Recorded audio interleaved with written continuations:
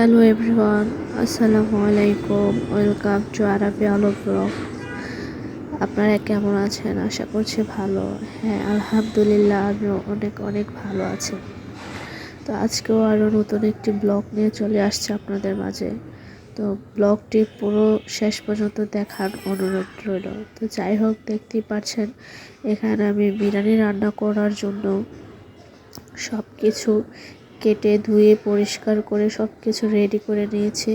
তো এদিক দিয়ে হচ্ছে আম্মু এখন বিরিয়ানি রান্না করার জন্য যা যা দরকার বা যে যে মশলা প্রয়োজন সেগুলো এখন ব্যবহার করছে।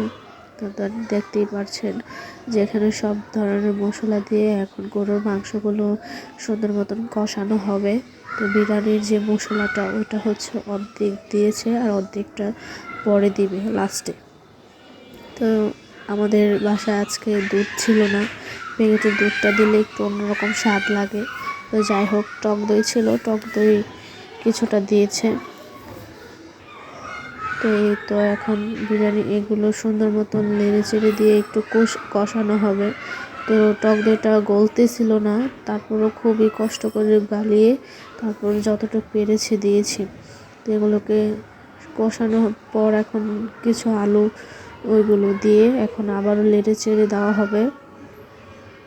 নেড়ে চেড়ে দেওয়ার পর এখন এগুলোকে আবার ঢেকে দেওয়া হবে। সামান্য পরিমাণ কিছু কাঁচামরিচ, একটু গোলাপ জল না কি জানি বলে এটাকে, তো এগুলো দিয়ে সুন্দর মতো নেড়ে চেড়ে দিয়ে সামান্য পরিমাণে একটু পানি দিয়ে এখন আবারও ঢেকে দেওয়া হবে।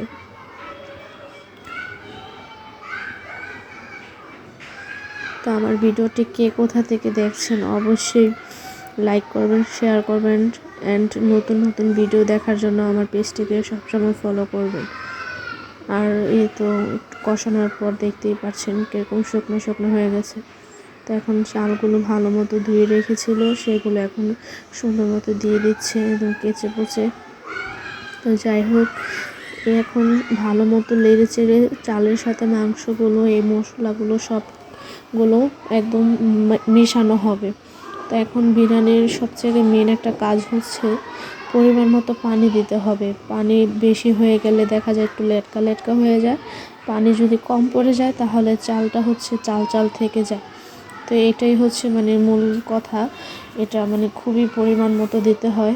তো এখন পানিটা ভালো মতো নেড়ে চেড়ে দিচ্ছে যাতে পাতিলের সাইডে চুলে যাতে মশলাগুলো লেগে না থাকে, এরকমভাবে নেড়ে চেড়ে দিয়েছে। তো বাকি যে মশলাটা ছিল বিরিয়ানির ওই মশলাটা এখন আবারও দিয়ে আবারও সুন্দর মতো নেড়ে চেড়ে দিয়ে দেওয়া হচ্ছে। তো এখন ঢেকে দেওয়া হবে। তো আমার বিরিয়ানির লাস্ট লুক দেখার জন্য জানি না কতটুক সুন্দর হয়েছে, দেখতেই পারবেন লাস্ট লুকটা। তো লাস্টে একটু হালকা লবণ দেওয়া হয়েছে পরিমাণ মতো, লবণ একটু কম পড়েছিল সেজন্য আবার লবণ দিয়েছে। তো আমার বিরিয়ানির লাস্ট লুক এই তো, মাশাআল্লাহ খুবই সুন্দর হয়েছে। আর গ্রাম তো মানে বলার মতো না, জানেনই বিরিয়ানি যেই রান্না করুক না কেন সারা ঘর বাড়ি বিরিয়ানির ঘ্রাণ আর ঘ্রাণ ছুটে যায়। তো এই তো এখন দেখে আর লোভ সামলাতে পারতেছি না, খেতে বসে পড়েছি। তো এই তো এখানে সালাদ কেটে নিয়েছে, এখন সবাইকে দেওয়ার পালা। তো এদিকে আমার ছেলে খুবই কান্না করতেছিল, সেজন্য ওকে একটু বাটিতে দিয়ে একটু ভিডিও করলাম আর কি।